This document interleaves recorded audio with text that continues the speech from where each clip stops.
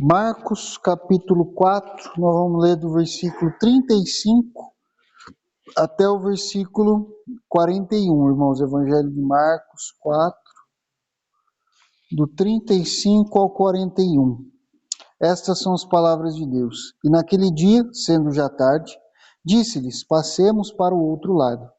E eles, deixando a multidão, o levaram consigo, assim como estava no barco. E havia também com ele outros barquinhos. E levantou-se grande temporal de vento, e subiam as ondas por cima do barco, de maneira que já se enchia.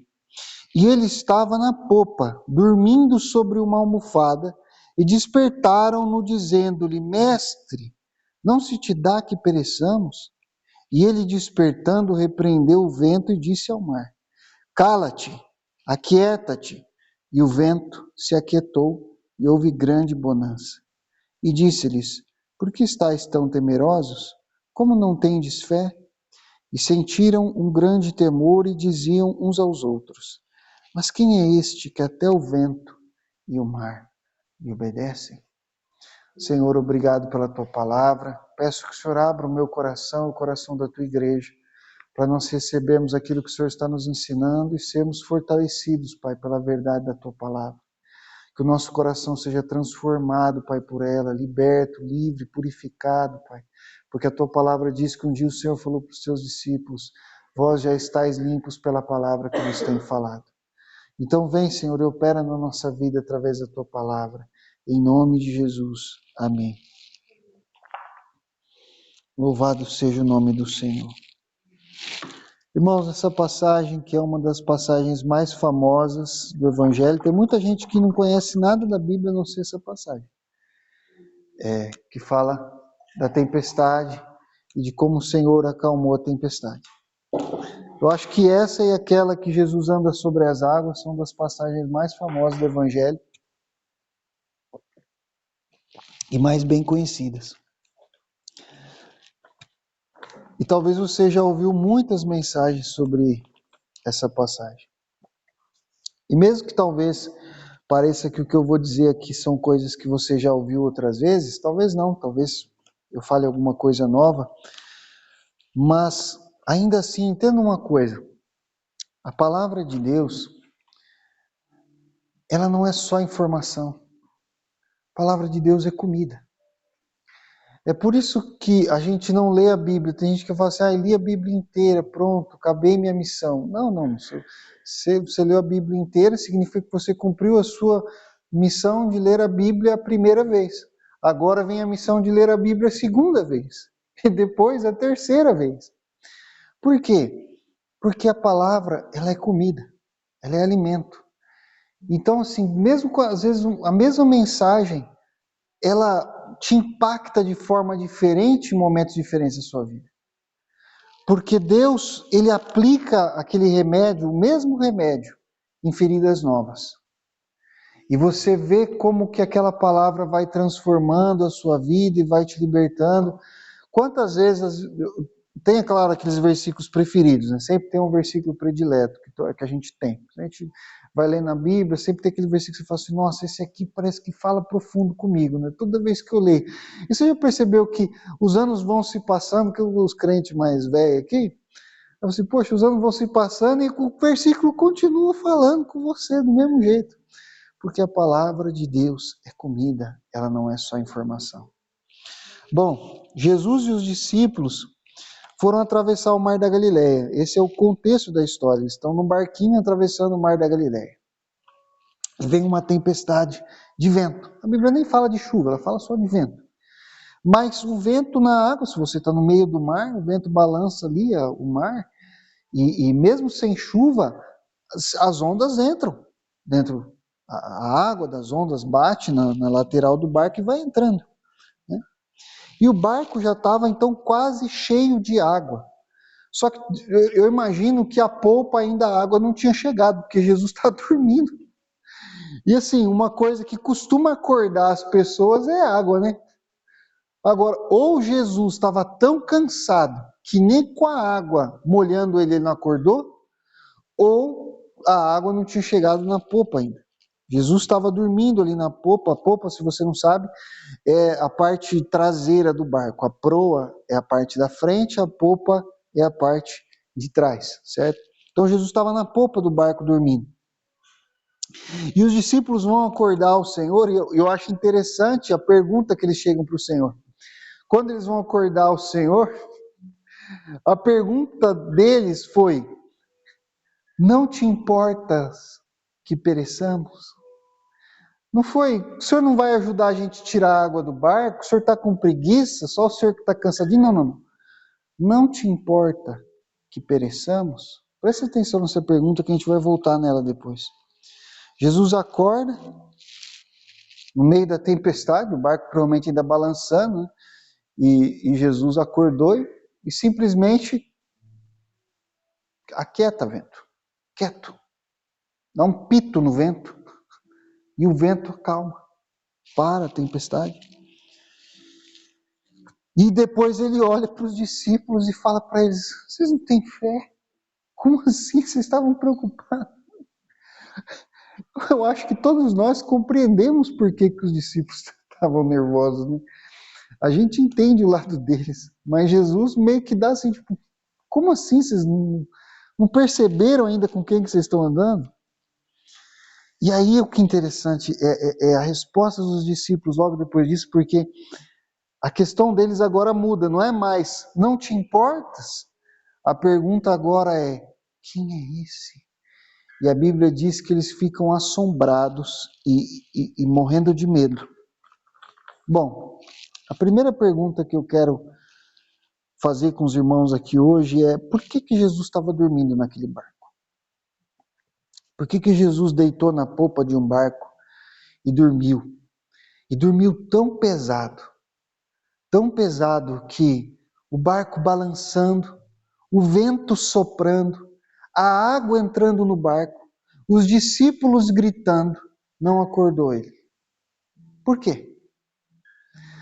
Agora, se você pegar e observar tudo o que a gente já leu e já descobriu sobre o que Jesus estava fazendo e a forma como ele vinha vivendo nas outras partes desse evangelho, você lembra que, por exemplo, teve uma parte que a gente leu que a Bíblia fala que a família de Jesus estava vindo para prendê-lo, porque ele estava recebendo tanta gente doente e oprimida para acudir, que ele não conseguia nem parar para comer. Então agora você começa a perceber qual era o dia a dia de Jesus. Por que ele deita num barco naquela situação e dorme tão pesado que nenhuma tempestade que está quase virando o barco acorda ele? Jesus estava cansado de tanto trabalhar. E aí está a questão. Mas Jesus é Deus, Lucas. Sim, ele é Deus, mas ele também é homem, ele se fez homem. Como Deus, Jesus não se cansa. Como Deus, Jesus não sente sono. Como Deus, Jesus não dormita. Jesus não tira cochilos como Deus. Mas como homem, ele sentia fome, ele sentia frio, ele sentia cansaço. Então, a pergunta do porquê Jesus estava dormindo no barco é respondida pelo trabalho extenuante que ele vinha fazendo. Ninguém pode acusar Jesus de estar dormindo no barco por preguiça. Ninguém pode acusar Jesus de estar dormindo no barco por desleixo. Jesus estava dormindo no barco por esgotamento, cansaço de tanto trabalho, porque ele não parava, era o tempo inteiro, repreende um demônio, cura um enfermo, vai visitar alguém que está doente, vai na casa de alguém que a filha morreu, o filho morreu, não sei quem morreu, e ele está ali, ressuscita um, cura o outro, ensina outro, aí vem um desesperado daqui, o outro perdido dali, um fraco daqui, um cansado dali, Jesus acudindo essas pessoas, multiplicando pão para um, multiplicando peixe para outro, e o tempo inteiro atendendo a multidão de pessoas. E Jesus, ele amava aquelas pessoas, genuinamente ele amava elas. Ele não estava fazendo aquilo meramente profissionalmente. O que eu quero dizer assim? Olha, você entende que quando você vai atrás de um profissional, se ele ama ou não ama o que ele faz, é uma questão pessoal dele, né? O você está lá pelo serviço que ele oferece. Ele vai servir você dentro daquilo que ele é capaz, os produtos que ele tem, o conhecimento que ele tem, ele vai te ajudar. Se ele está nervoso, se ele não gosta de você, para você não interessa muito, né? Mas, mas Jesus, ele não era simplesmente um curandeiro profissional. Jesus amava aquelas pessoas. Então ele trabalhava duro na pregação do evangelho do reino, na libertação dos endemoniados, dos opressos, na cura dos enfermos. E Jesus fazia isso porque ele amava aquelas pessoas. Então você não podia acusar Jesus nem de preguiça e não podia acusar Jesus de falta de amor e de compaixão. Por que ele estava dormindo? Ele estava dormindo de esgotamento. Esgotamento do quê? De se gastar por amor ao próximo. Por amor às pessoas. Ele se esgotou. Então, por que Jesus dormiu no barco? Por causa do trabalho duro. Por causa do trabalho duro. Uma outra razão que você pode dizer por que Jesus dormiu no barco é porque Jesus não estava preocupado. Sabe o que é que tira o sono da gente? Preocupação. Então, assim, se eu colocar você para dormir numa cama, num quarto, junto com um psicopata, falar para você, ó, tá aqui, ó, você vai dormir junto com esse psicopata aqui, ó, que já matou 52 pessoas. Ele gosta de matar elas dormindo. Aí eu apago a luz e deixo você trancado lá dentro do quarto. Você vai dormir? Você fala, o cara mata quem tá dormindo, eu vou ficar bem acordadinho a noite inteira. Porque você não sente o quê? Segurança. Você não está seguro, você não está confiante, então você não vai dormir, porque você está preocupado. Agora, não precisa de um psicopata para tirar a nossa paz. Muitas vezes, coisas infinitamente menores tiram o nosso sossego, tiram a nossa paz, tiram a nossa segurança, a nossa confiança, a gente deita e não dorme. Então, assim, Jesus estava deitado e confiante. Eu digo para você, mas não era uma viagem perigosa? Você atravessar o mar num barquinho, você já viu os barcos da época, pessoal? Tem gente que tem medo de andar em barco de hoje. Você imagina os barcos. Uma vez eu vi achar um barquinho lá da região de Jesus, lá de Cafarnaum, os arqueólogos encontraram um barco conservado, assim, que dava para você ver mais ou menos a estrutura dele. É uma pauseira, tudo trançada, assim, ó. Umas pauseirinhas, tudo trançada, que assim, que um monte de pauseira, e eles enfiavam um monte de betume ali, um monte de coisa para a água não entrar, e era aquilo ali mesmo, virava um barco, acabou. Então parecia uma concha, assim, um negócio bem, para a época, muito bem feito, né? Para nós, hoje, não era muita confiança. Aí você vai atravessar o mar, num barco, daquele estilo, com mais 12 pessoas, certo? Então, assim, o barco estava pesado. E você vai dormir na viagem? Uma vez eu estava na Tailândia, a gente foi visitar um povo numa ilha, e aí a gente foi do barquinho, era um barquinho desses. Um pouquinho mais bem estruturadinho, assim, mais bonitinho, mas era a mesma coisa. Era também um barquinho que com uma onda que viesse ali virava, ia todo mundo para a água, né? Mas tudo bem, estava ali. Tem até uma foto minha nesse barco, com a camisa do Guarani do meu pai, que eu tirei, que levei só para falar para ele, ó, pai, vou levar o Guarani lá para o outro lado do mundo, né, para ver se ele se animava. E, e, e assim, irmãos, eu vou dizer para vocês uma coisa sobre você estar num barco desse. Você não dorme. Você está atravessando um marzão aberto, você está lá no fundo mesmo, no marzão, num barco desse, eu não dormiria nunca. Porque você vê ali a situação precária do negócio, você sabe que aquilo ali para virar é fácil. Por que é que Jesus está dormindo numa viagem perigosa, num barco assim? Porque Jesus tem certeza que esse barco não vai afundar. Ele está seguro, ele está em paz, ele não está preocupado que as ondas vão entrar no barco, que o barco vai virar e vai afundar, e aí vão ter que nadar, e talvez o tubarão vai pegar. Ele não está preocupado com isso, ele está seguro, ele está em paz. Então essas duas coisas nos ajudam a entender por que Jesus dormiu na popa do barco. Mas aplica isso agora para a sua vida, porque essa história, é claro que ela é literal, ela aconteceu de fato, mas ela nos mostra algumas coisas na nossa vida que às vezes parece com isso. Às vezes nós estamos numa situação parecida com a dos discípulos. A gente sabe que Jesus está no barco. Jesus está lá. A gente serve a Ele, a gente segue Jesus, onde Ele vai, a gente vai. A gente ama Jesus, a gente lê a Bíblia, a gente ora, a gente busca a presença dEle. Jesus está no barco. Só que, meu irmão, tem vezes que a tempestade vem e a tempestade não passa rápido. Ela vem e aí você fala, mas é um ventinho, vai passar. Vem outro ventinho,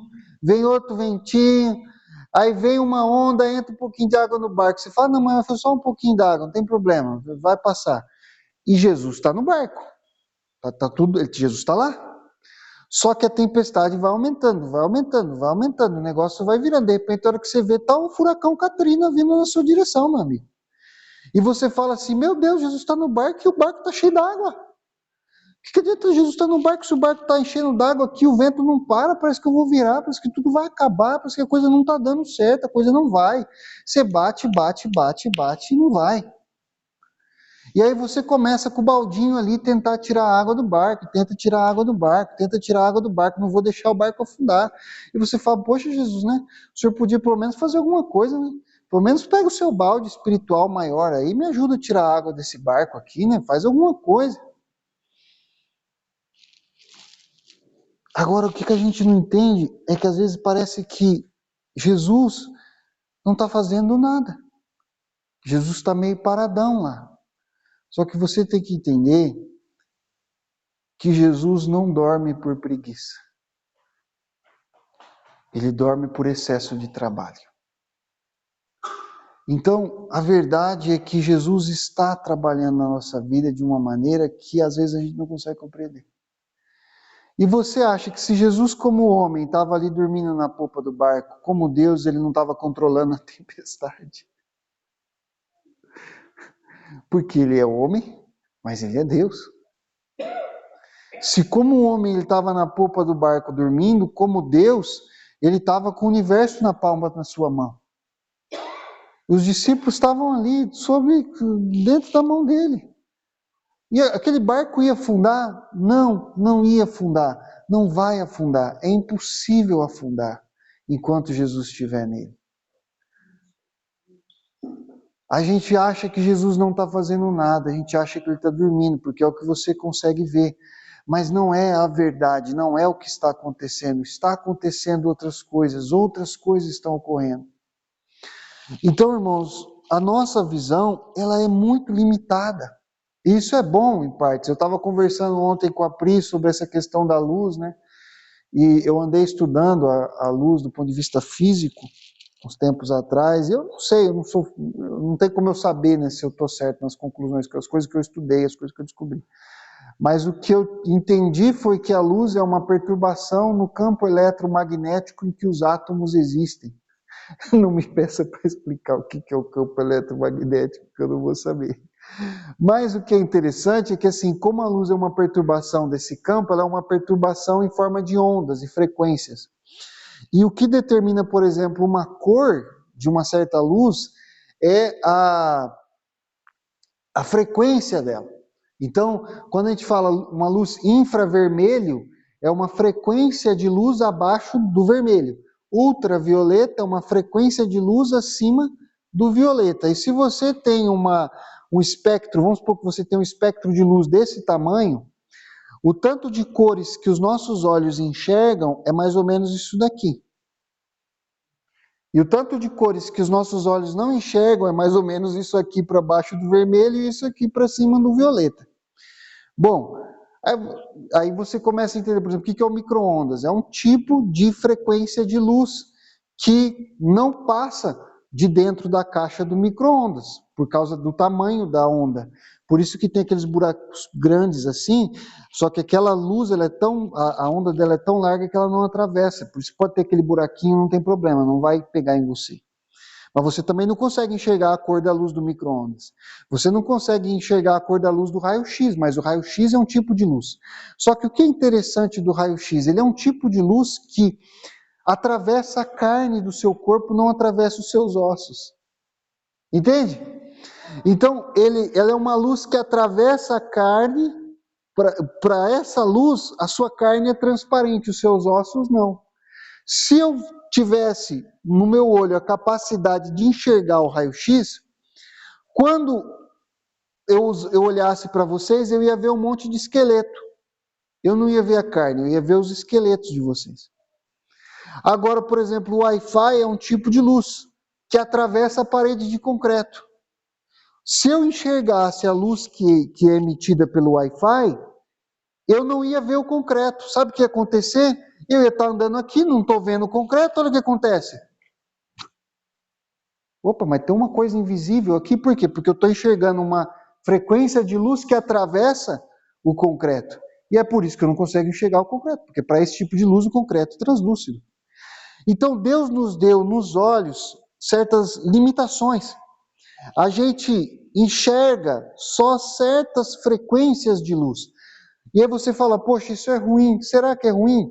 Porque olha, já que ele te deu uma visão que você consegue enxergar só certas frequências de luz, a luz que você enxerga é a luz que bate no concreto e volta, e você consegue ver o concreto. Você nunca vai bater com a cara no concreto. Mas para essa frequência de luz, o ar é translúcido, então você não enxerga o ar, só que o ar não te atrapalha. Então essa limitação que Deus te deu não é uma limitação ruim, é uma limitação boa. Você consegue se movimentar. Essa é a minha teoria, tá, pessoal? Não sei nem se eu vou mandar para o YouTube, porque senão o pessoal vai falar assim, Lucas não entende muito de física não, só entende Bíblia mesmo. Mas eu fiquei fascinado com isso, que eu falei, meu Deus, então quer dizer que o Senhor, até nas limitações que o Senhor nos deu, são limitações que não nos fazem enxergar menos, nos fazem enxergar mais. Porque nós vemos aquilo que nós precisamos ver para poder viver e andar e não tropeçar, enfim. Agora, no caso dessas situações da nossa vida, e que a gente olha e parece que a gente não está vendo Deus operar, nem fazer nada, parece que Ele está dormindo, será que também não é uma limitação benéfica de Deus para nós? Que a gente não consegue ver tudo que Ele está fazendo? Que a gente não consegue enxergar tudo que Deus está operando? Num certo sentido é bom porque nos ajuda pelo menos uma coisa, exercitar a fé. Aprender a confiar em Deus. Aprender a confiar no Senhor. Aprender a saber que não importa que pareça para nós que Ele está dormindo. Como homem, Jesus parece os seus discípulos estar dormindo. Ele está dormindo. Mas como Deus, não tem a mínima possibilidade do vento afundar o barco em que Jesus está. Então, nós não enxergamos tudo, e tudo bem. Você enxerga o que você precisa enxergar. Você vê o que você precisa ver. O que você precisa saber para honrar o Senhor, para glorificar o Senhor, para engrandecer o Senhor, para viver uma vida santa, para crescer em amor e fé e esperança, Ele te deu enxergar. Ele te deu a capacidade de enxergar essas coisas. Mas e aquelas que você não enxerga? É porque não era para você enxergar mesmo. Agora, pode ser que numa outra situação Deus permita você ver alguma coisa, como quando você vê o reflexo da luz do raio-x numa chapa e você olha e fala assim, olha, então é aqui assim no esqueleto dessa pessoa, está assim. Às vezes pode ser que Deus te dá uma chapa de raio-x para você ver. Pode ser. Como aconteceu, por exemplo, quando o servo de Eliseu ficou com medo do exército sírio cercando a casa dele. E aí Eliseu sai na porta calminho. E aí o servo desesperado, meu senhor, os sírios vieram pegar a gente, vieram com o exército inteiro para pegar a gente, o senhor é só um profeta, o senhor não tem nem faca de pão, quanto mais uma espada para lutar com eles. E aí Eliseu pega e ora, Senhor, abre os olhos dele para ele ver. E aí quando ele vê, a casa está cercada de um exército. carros de fogo, soldados com a espada desembainhada. Não tem a menor possibilidade do exército sírio chegar. Não tem a menor possibilidade do inimigo invadir a casa do profeta, porque ele está cercado, ele está protegido, mas o servo de Eliseu não consegue ver isso. Ele não consegue enxergar, ele só enxerga o exército sírio. E aí o comandante vem, cadê o Eliseu? Eliseu fala, vem que eu vou te mostrar. O anjo cega todos os soldados, ninguém reconhece que é Eliseu. Eliseu leva eles direitinho para o meio de Samaria. O exército de Israel cerca eles totalmente. E aí o rei de Israel fala assim, e aí profeta, posso matar? O profeta fala, não. Faz um banquete, serve para eles. Você já viu essa história na Bíblia? Faz um banquete, serve para eles. Por quê? Porque o rei também não estava vendo o que o profeta estava vendo. Então, às vezes, Deus revela algumas coisas, um vislumbre do mundo espiritual. Mas nem sempre. E nós não precisamos enxergar tudo. O que você precisa enxergar é aquilo que o Senhor revelou na sua palavra. Ele já comprovou o seu amor por você, Ele já mostrou a sua graça para você. Ele já tem. Mas se precisar, Ele vai te mostrar um pouquinho mais. Não tenha medo. Não tema se Jesus está no seu barco. Não tenha medo se Jesus está no barco, porque não tem a menor possibilidade do barco afundar. A pergunta dos discípulos é a outra coisa muito importante para nós, porque a pergunta dos discípulos não foi, Senhor, o Senhor não vai fazer nada. A pergunta dos discípulos não foi, Senhor, será que o Senhor é de Deus mesmo? Será que o Senhor é um profeta de Deus mesmo? A pergunta deles foi extremamente importante porque a pergunta deles para Jesus foi, o Senhor não se importa que pereçamos? Porque chega uma hora, existe uma certa fase, tem pessoas que estão naquela fase, às vezes, de dúvidas sobre Deus. São os que ainda não se converteram, os que ainda não viram o agir de Deus, os que ainda não viram coisas maravilhosas acontecendo. Às vezes eles criam dúvidas a respeito, será que Deus existe? Será que Deus tem poder para fazer isso? Né? Mas chega um momento na sua vida que você percebe que assim, Deus existe, acabou, não tem assim, é mais claro do que o sol. Deus existe. Deus é poderoso? Com certeza. Deus tem poder para fazer o que Ele quiser. Eu tenho certeza, eu já vi o agir de Deus.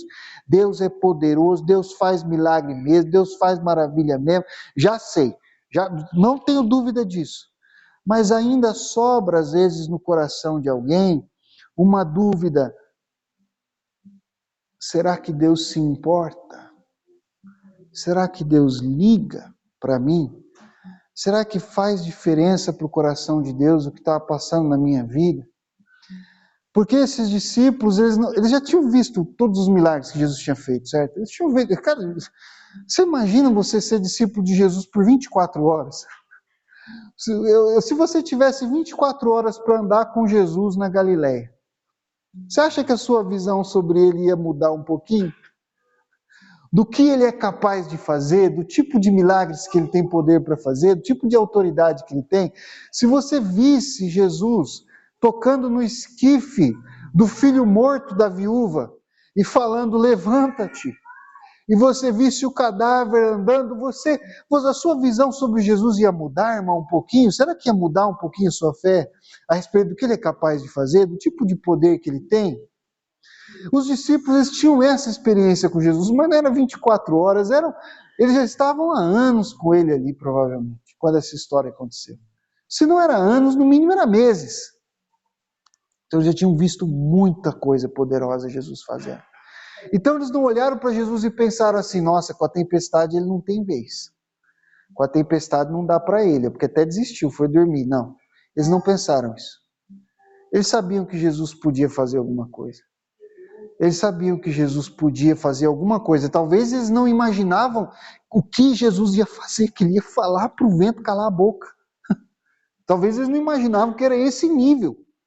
Mas alguma coisa eles sabiam que Jesus podia fazer, sei lá, tipo fazer a água sair do barco, né? Fazer uma proteção ali para as ondas não pegar. Alguma coisa na cabeça deles, eles imaginavam do poder que Jesus tinha para fazer alguma coisa. Mas quando eles olharam para Jesus dormindo na polpa do barco, o que passou na cabeça deles foi, cara, nós vamos morrer e Jesus não está nem aí. Você entendeu? Jesus não liga. Ele está dormindo ali. Nós estamos tudo desesperados aqui. Estamos tudo preocupados. Certo? A gente ali estava cheio de pescador experiente. Gente experiente na pesca. Não eram pessoas que tinham começado a pescar ontem. Não eram pessoas que andavam de barco ontem. Para eles começarem a achar que iam morrer, é porque a coisa estava grave. Estava séria. Se a ideia deles não é assim, olha, não, a gente consegue nadar. Não. Do jeito que a onda estava, do jeito que a água estava, a gente não ia conseguir nadar. A gente ia morrer. Certo? Então, assim, eles estavam avaliando a situação corretamente. E eles começaram a duvidar do amor e da misericórdia e da compaixão de Jesus. Será que Jesus se importa? Jesus ama as pessoas lá que ele curou, Jesus ama as pessoas lá que ele libertou, mas a gente aqui parece que ele não liga, não. E aí aquela dúvida começou a entrar no coração dos discípulos. E aí chega uma hora que um deles não aguenta mais, vai saber quem, né? Quem chuta, quem que foi? Deve ter sido Pedro, sempre ele, o desbocado. Já chega para Jesus meio nervoso, dá aquela chacoalhada. Mestre, ainda mantém o respeito. Mestre, não te importas que pereçamos? E Jesus, irmãos, a Bíblia fala, eu imagino Jesus acordando, como tem um salmo que fala assim, que Deus se levantou como um bêbado que acorda. Você já viu aqueles filmes de faroeste que o cara tá bebum lá no bar, aí começa a briga, ele acorda, sai batendo em todo mundo, você já viu? Não é aqueles filmes do Luke Luke, ou do Bud Spencer e do Terence Hill, que eu sou fã dos filmes do Terence Hill e do Bud Spencer, né? Aí aquelas bobageiras, ele faz assim, o cara dá uma pirueta no ar, você fala assim, meu Deus, o que é isso? Mas tem um salmo que fala que Deus se despertou como um homem que desperta do vinho. E desembaiou a sua espada, um homem nervoso. Ele não está falando que Deus é bêbado, não é isso. Nem está falando que é para se embriagar, não é isso. Deus é totalmente contra a embriaguez. Mas é para essa imagem ficar na sua mente. Como um homem que acorda do vinho, estão mexendo com a minha família, estão mexendo com o meu servo, estão mexendo com a minha filha, estão mexendo com eles, agora vão se ver comigo. E aí ele se levantou e falou assim, vento, você está mexendo com as pessoas erradas, cala a sua boca. Batendo na mesa, gritando, resolvendo a parada. Jesus primeiro resolve com eles. Jesus não brigou com os discípulos. Ele atendeu eles.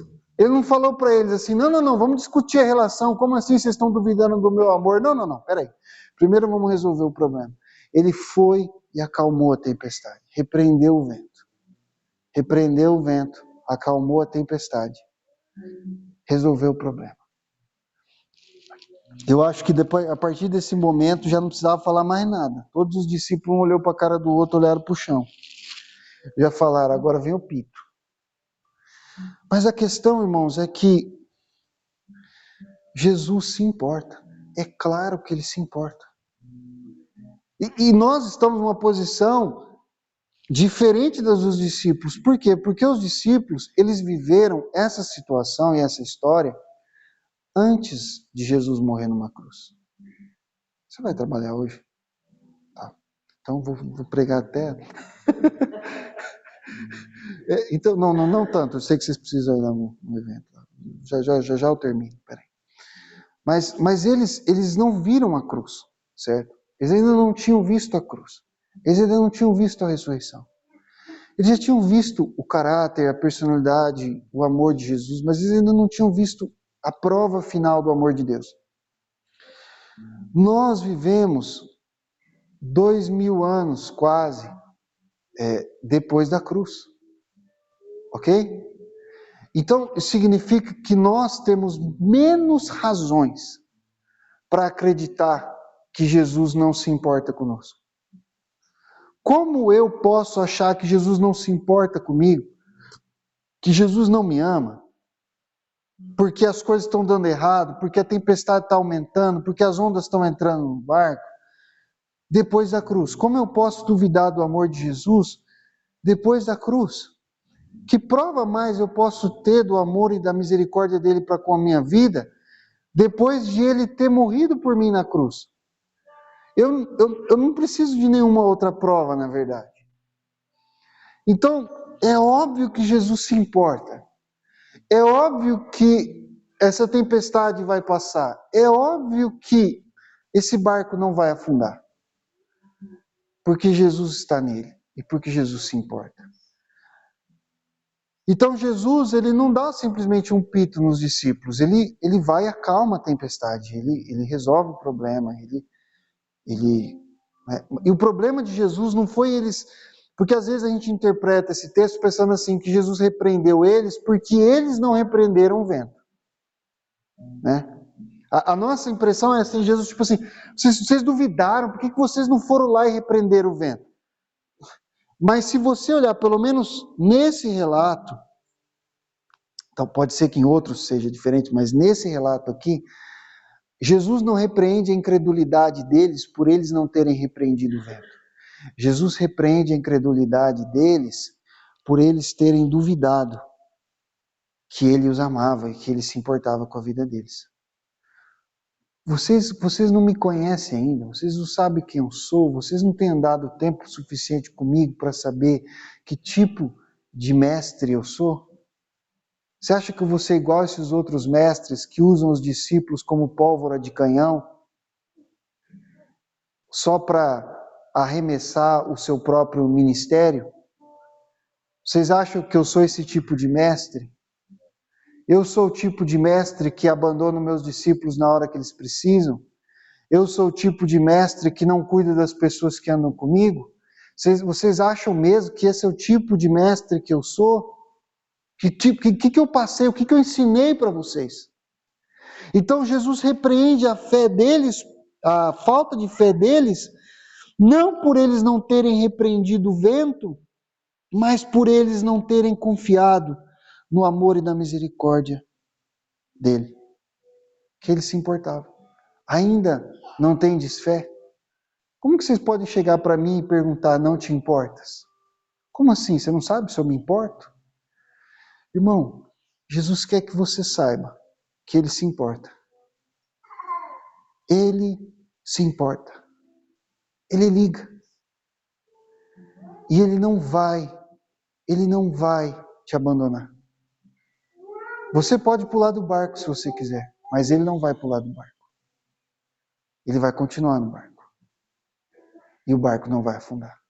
Não pule no barco. Não pule do barco. Confie no Senhor, permaneça com Ele. Você já sabe que Ele te ama. Você já sabe que Ele se importa. E aí vem a pergunta dos discípulos. Quem é este? Quem é esse? Porque agora a questão é a seguinte. Jesus já tinha feito bastante coisa maravilhosa. Jesus já tinha feito bastante coisa linda. Mas, irmão, você chegar diante de uma tempestade em que o cosmos parece que está se revolvendo ao redor de você. Todas aquelas nuvens, todas aquelas ondas, o chão debaixo dos seus pés está tremendo e parece que tudo vai cair em cima de você. E não tem absolutamente nenhuma autoridade que você conheça que já tenha feito nada parecido, que tenha poder para encarar aquele tipo de força, aquele tipo de poder, aquele tipo de oposição.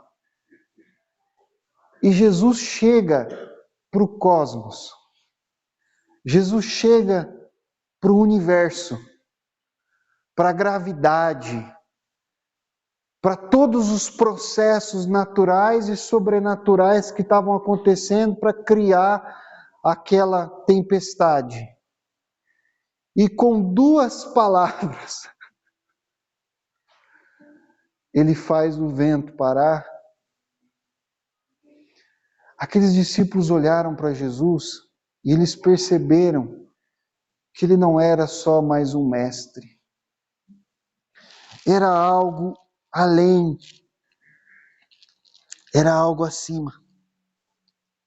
Era algo muito mais importante. Será que eles ainda não desconfiavam que Jesus era Deus encarnado? Será que ainda não tinha passado isso na cabeça deles? Talvez não, talvez de alguns sim, talvez de alguns não, eu não tenho certeza.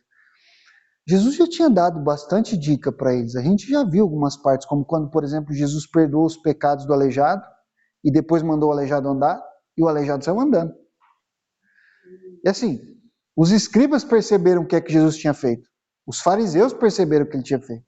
Ele tinha dito que era Deus. Os discípulos é para terem percebido também. Será que eles já tinham entendido isso? Mas sabe, irmãos, aí que está uma coisa. Às vezes, e talvez seja por isso que Jesus dormiu na polpa daquele barco por tanto tempo. Talvez, eu não tenho certeza, tá? Talvez seja por isso. É uma conjectura minha.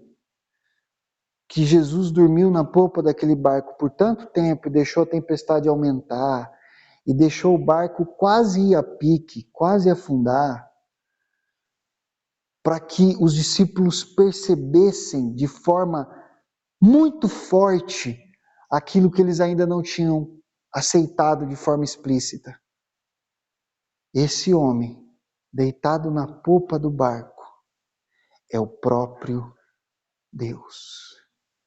Quem é este? Esse quem é este é uma pergunta, porque eles falaram assim, não, parece que é sério mesmo, parece que ele realmente é quem ele diz que é. Parece que ele realmente faz o que ele diz que faz. Parece que ele realmente tem o poder que ele diz que tem. E naquele momento os discípulos não se sentiram confortáveis. Eles não falaram assim, nossa, olha, Jesus é Deus mesmo, então, né?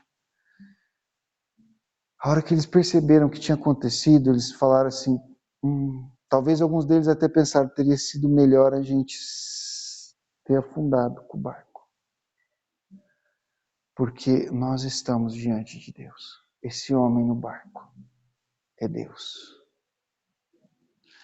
Irmãos, e às vezes acontecem coisas na nossa vida do mesmo tipo. Às vezes parece que Deus permite, às vezes você acumula essas histórias ao longo da vida, né? Situações em que Deus vai te apertando. Parece que ele vai deixando a coisa, sabe? A coisa parece que vai.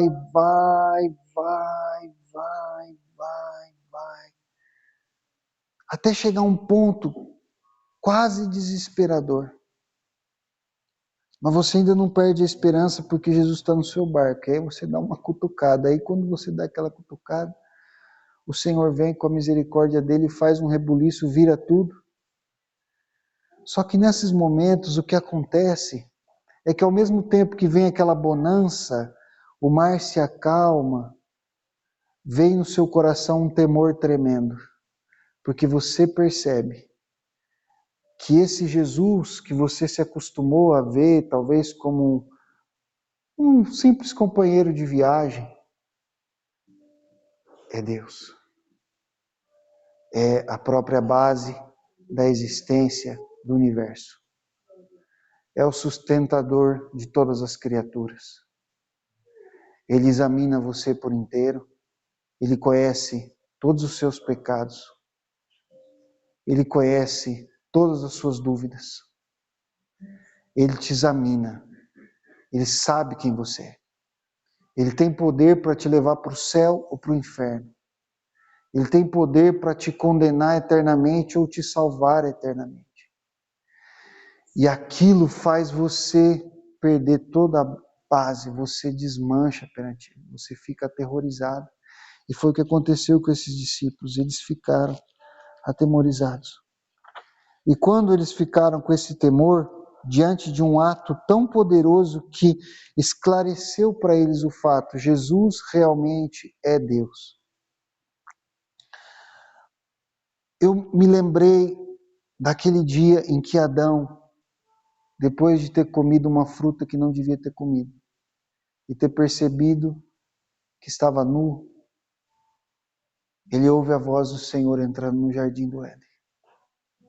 Na viração do dia, ele pega e fala: Eva, corre, se esconde, ele está vindo, pegou, agora ele vai pegar a gente. E aí vão os dois peladinhos, com as suas folhas de figueira malemar, arrumada ali nas partes, se esconder numa moitinha, sem saber o que fazer. E Deus, misericordiosamente, para no jardim e fala: Adão, cadê você? Meu Deus, que senso de humor.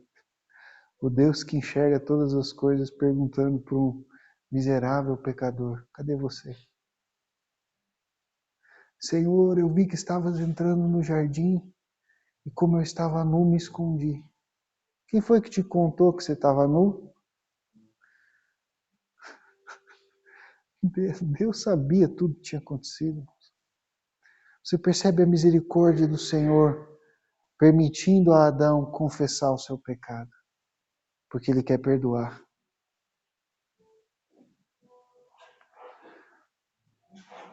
Você comeu da fruta que eu disse não comer, que você não comesse? É, Senhor, eu comi. Então, eu disse para você que no dia que você comer, você ia morrer, né? Mas sai do jardim. Ó, vai vir um descendente da semente da mulher que vai esmagar a cabeça da serpente. E Adão creu, e Adão foi perdoado. Eu creio que um dia nós vamos entrar no céu, vamos encontrar Adão lá e Eva. O nosso pai máximo, né? O pai de todo mundo. Mas chegar lá ele vai ser nosso irmão, porque agora nós temos um novo pai. Que quando os discípulos perceberam que ele era Deus, estava no barco, eles sentiram o mesmo sentimento de Adão, parece óbvio para mim. Eles ficaram aterrorizados, eles queriam se esconder. Ele é Deus, ele está aqui. Mas assim como Deus no jardim do Éden fez uma promessa de evangelho, Jesus não condena os seus discípulos, que estão morrendo de medo. Eles deviam estar mesmo, eram pecadores. Mas Jesus misericordiosamente conduz eles até o porto seguro. Eles chegam no porto desejado. Jesus é Deus? Com certeza. Não há dúvida disso. Jesus está no nosso barco, graças a Deus por isso. Jesus nos ama, não temos por que duvidar. Isso não significa que tempestades não vão vir, mas isso significa que nós não vamos afundar. Amém? Senhor, obrigado, Pai, pela Tua palavra. Obrigado pelo Teu amor, pela Tua graça, pela Tua misericórdia. Senhor, nós somos, Pai, muito piores do que aqueles discípulos no barco. Temos muitas vezes mais dúvidas do que eles e muito menos motivos para duvidar. Nos perdoa, Senhor, pela nossa fraqueza na fé. Nos perdoa pela nossa desobediência. Nos perdoa, Pai, pela nossa maldade. Senhor, nos ajuda a confiar em Ti, Deus, que o Senhor está conosco no barco. E por isso, só por isso, nós podemos estar seguros e confiantes. A tempestade vai passar. Senhor, essas ondas não vão nos afogar, porque o Senhor está conosco. O Senhor repreendeu os teus discípulos. Por que duvidaste? Como ainda não tendes fé? Senhor, em nome de Jesus, dá-nos a fé que nós precisamos para confiar no Senhor no meio dessa tempestade. para confiar no Senhor no meio dessa ventania, Pai, dessa luta, dessa oposição maligna. Em nome de Jesus, Pai. Dá-nos, Senhor, a fé para confiar no Senhor e no Teu amor. Em nome de Jesus. Amém.